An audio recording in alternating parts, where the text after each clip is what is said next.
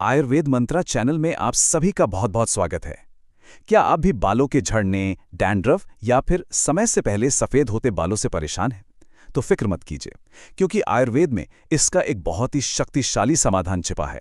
आज हम एक ऐसे ही सर्वगुण संपन्न हर्बल हेयर ऑयल की विधि के बारे में जानेंगे जो इन सभी समस्याओं को जड़ से खत्म करने का दम रखता है।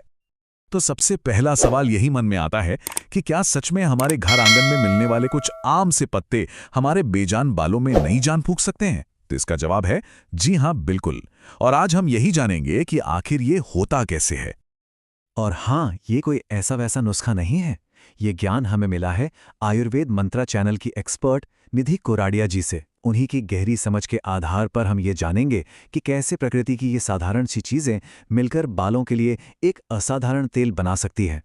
तो चलिए अब सीधे इस सर्वगुण संपन्न तेल की दुनिया में उतरते हैं, जो बालों की ग्रोथ से लेकर समय से पहले सफेद होने तक की हर समस्या से निपटने का वादा करता है। देखिए, ये सिर्फ एक तेल नहीं है, बल्कि बालों की लगभग हर आम समस्या का एक ही जवाब है। चाहे बालों की ग्रोथ धीमी हो, डैंड्रफ हो या बाल समय से पहले सफेद हो रहे हों। इसीलिए तो इसे सर्वगुण संपन्न कहा गया है, क्योंकि ये कंप्लीट सॉल्यूशन है।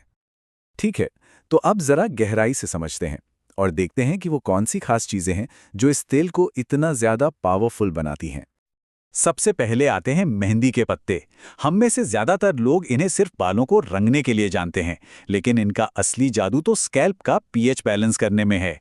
आप इसे ऐसे समझे कि ये आपके बालों के लिए एक मजबूत नींव तैयार करते हैं, जिससे बाकी सारी चीजें बेहतर काम कर पाती हैं।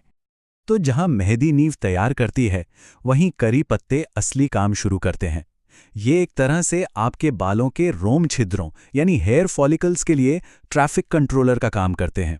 ये बंद रोम छिद्रों को खोलते हैं और नए बालों को उगने के लिए रास्ता साफ करते हैं। और फिर आते हैं आंवला के पत्ते। इनमें जो एंटीऑक्सीडेंट्स और विटामिन सी होता है ना, वो बालों की उम्र बढ़ने की प्रक्रिया को धीमा कर देता है, जिससे बाल समय से पहले सफेद नहीं होते। अब जो चीज सच में बहुत दिलचस्प है वो हैं गुड़हल के फूल। ये एक नेचुरल कंडीशनर की तरह काम करते हैं। ये स्कैल्प को शांत करते हैं और डैंड्रफ और खुजली जैसी आम दिक्कतों से राहत दिलाते हैं। और आखिर में हल्दी।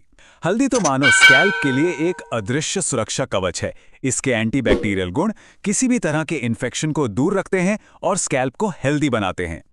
चलिए अब सबसे जरूरी बात पर आते हैं कि इन सभी शक्तिशाली चीजों को मिलाकर घर पर ये जादुई तेल तैयार कैसे करना है। यकीन मानिए ये प्रोसेस बहुत ही सीधा और आसान है। बस एक बात का खास ध्यान रखना है कि इसे धीमी आंच पर ही पकाना है। इससे क्या होगा कि सभी पत्ते और फूलों के पोषक तत्व धीरे धीरे तेल में आ जाएंगे, जलेंगे नहीं। जब तेल का रंग गहरा हो जाए तो समझ लीजिए कि सारे गुण तेल में समा चुके हैं।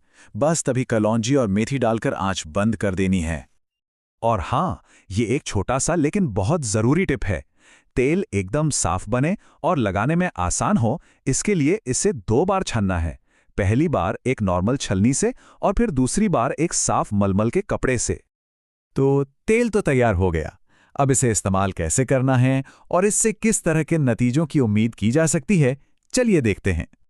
इसे इस्तेमाल करना भी उतना ही आसान है जितना इसे बनाना। अगर बालों में कोई खास समस्या है तो हफ्ते में 2 से 3 बार लगाएं, और अगर सिर्फ मेंटेनेंस के लिए लगा रहे हैं तो हफ्ते में 1 बार भी काफी है। और हाँ, बेहतरीन नतीजों के लिए इसे कम से कम 2 घंटे या हो सके तो रात भर लगाकर छोड़ दें।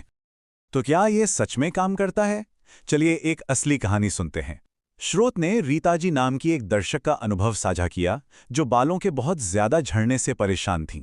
उनकी कहानी इस तेल की ताकत का एक जीता जागता सबूत है। उन्होंने क्या किया, बस इस तेल का लगातार इस्तेमाल किया और नतीजा सिर्फ 15 दिनों में उन्हें एक बहुत बड़ा बदलाव महसूस हुआ। उनके शब्द ही सब कुछ बयां करते हैं। उन्होंने बताया कि उनके बालों का झड़ना 70% तक कम हो गया, और इस प्राकृतिक उपाय पर उनका भरोसा इतना बढ़ गया कि अब उन्हें महंगे पार्लर प्रोडक्ट्स की जरूरत ही महसूस नहीं होती। और रीता जी की यही कहानी हमें इस नुस्खे के पीछे के दर्शन यानी आयुर्वेद की असली शक्ति की ओर ले जाती है। और यहीं पर आयुर्वेद मंत्र के क्रिएटर्स की एक छोटी सी गुजारिश है। अगर आपको ये जानकारी और हमारी ये मेहनत अच्छी लगी हो तो इस प्राचीन ज्ञान के सम्मान में कमेंट में जय आयुर्वेद लिखकर अपना समर्थन जरूर दिखाएं। तो चलिए जल्दी से दोहराते हैं। पूरी प्रक्रिया को बस इन 3 आसान स्टेप्स में याद रखा जा सकता है। सामग्री तैयार करें, धीमी आंच पर पकाएं और फिर छानकर इस्तेमाल करें। बस इतना ही। और हम स्रोत के इस शक्तिशाली नारे के साथ अपनी बात खत्म करते हैं कि आधुनिक विज्ञान तब दवा देता है जब कोई व्यक्ति बीमार पड़ जाता है ताकि वो ठीक हो सके।